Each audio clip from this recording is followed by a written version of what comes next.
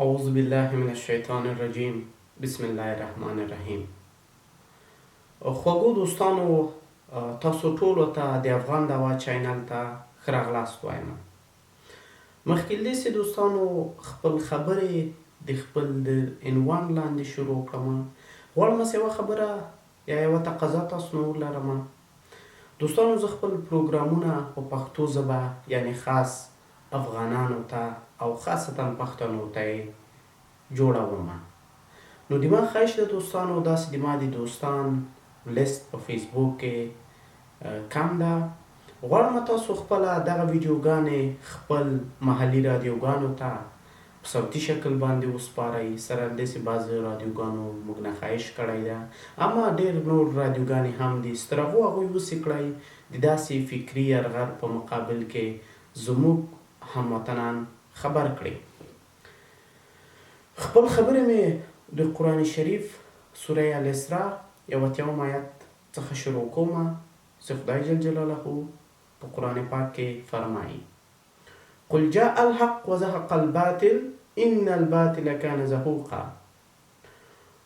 حق راغی او باطل نابود سو، یقینا سره سه باطل له منځه تلونکی ده. دوستانو، څرنګه چې ورځ په ورځ دنیا ګلوبلایزیشن خواته روان ده، همدارنګه د افغانستان په تاریخ کې داسې فکري یرغل نه ده سوی ده. هغه که الحاد ته تبلیغ یا دعوت ده د مستشرقینو لخوا، او یا هم د هغوی د فکري غلامانو لخوا، او په ورته توګه عیسوي مبشرین مستشرقین یا د هغوی لخوا، او یا هم د هغوی غلامانو لخوا، او یا هم د دیموکراسي تر عنوان لاندې کومه تحفه یا ډالۍ چې د موږ ګران هېواد ته راغلې ده.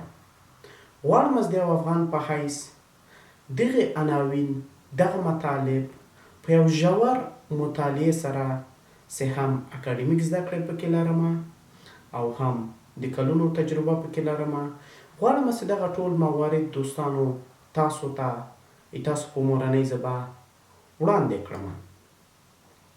دا چې نن په افغانستان کې د ما په مورنۍ ژبه یعنې پښتو باندې نن د عیسویانو انجیل یا مقدس کتاب چاپ سوی ده، او یا هم په دري ژبه داسې په میلیونونو ډالر مصرف سوی ده.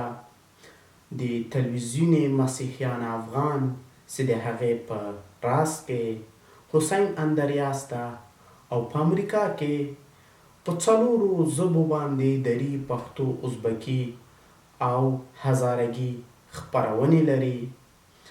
همچنان په ورته توګه په هندوستان کې د عبید هلمندي چې یو هزارالاصل افغانی ده، عیسویت ته دوی تبلیغ کوي، چې د دوی د فعالیتونو څخه یوه نمونه د عبدالرحمن پنجشیري و چې ارتداد یې وکړ، او کله هم چې دا د بګرام زندان ته واچول سو، د یرغلګرو په زور باندې وسوی کړی چې دا واټیکان او تر ایټالیا پورې ورسیږي.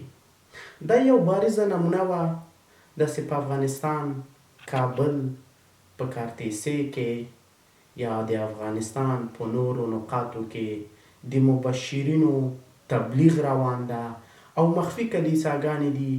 دا به بیا تاسو ته دوستانو وړاندې کوم سره له موثق خبرونو او شواهدو. زه هم د یو افغان په حیث دا مې خپل مسؤلیت هم وګڼه، هم ایمانی او هم د وطني مینې له خاطره، چې تاسو ته دوستانو د دوی خپرونې، د دوی رازونه او د دوی مکتب په جزئیاتو تاسو ته در معرفي کړم. دوستانو، د عیسویت، د الحاد د یهودیت او د هغوی د تبلیغ شیوه د هغوی د مکاتبو مفصل لړۍ مې شروع کړله.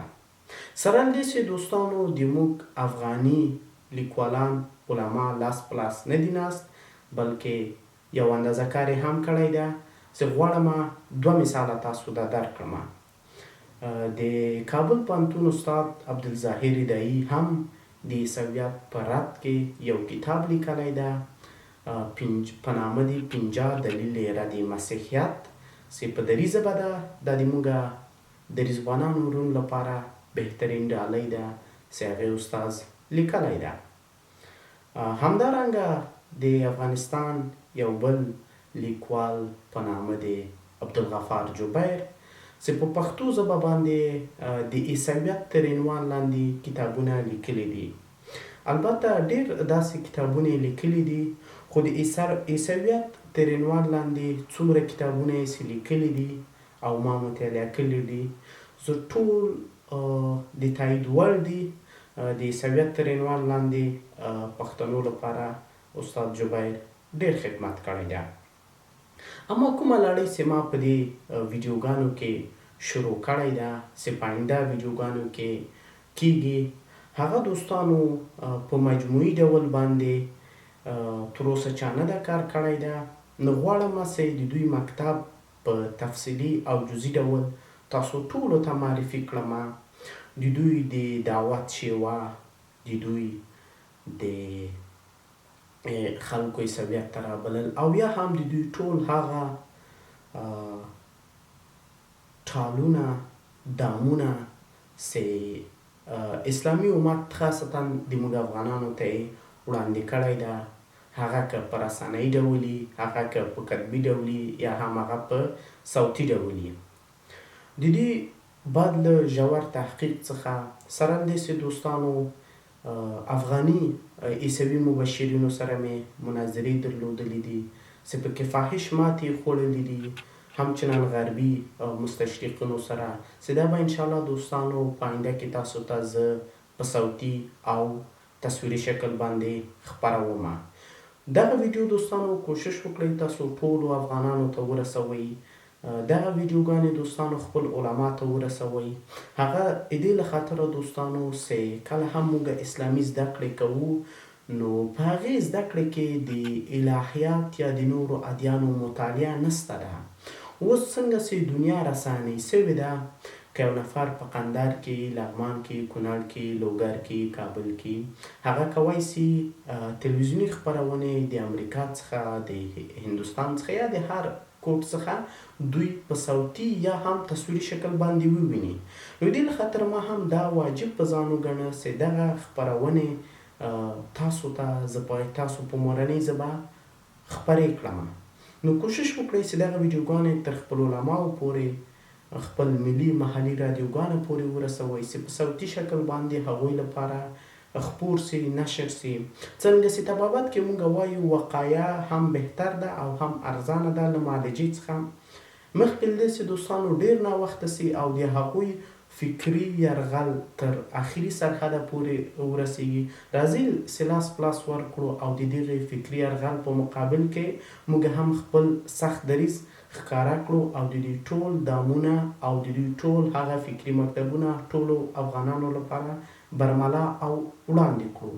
نو د دې له خاطره دوستانو دغه لړۍ ما شروع کړې ده چې په هغې کې دوستانو د الهي ادیانو، هغه که یهودیت ده، هغه که عیسویت ده، او هغه هم که د اسلام ده، د دوی ترمنځ ټول هغه فرقونه، مخالفتونه او یا هم د دوی د دعوت شیوه ټول به تاسو ته زه وړاندې کړم. که غواړئ نور هم دغه رقم اجتماعي او یا هم دینی زده کړې وکړئ، نو دوستانو کولی شئ تاسو د افغان دعوا یوټیوب چینل سبسکرایب کړئ او د دې ویډیوګانې تر نور افغانانو هم ورسوئ. تر دومې خپرونې پورې دوستانو بیا مو په خدای سپارم. ښه ژوند، ښې چارې. سلام علیکم.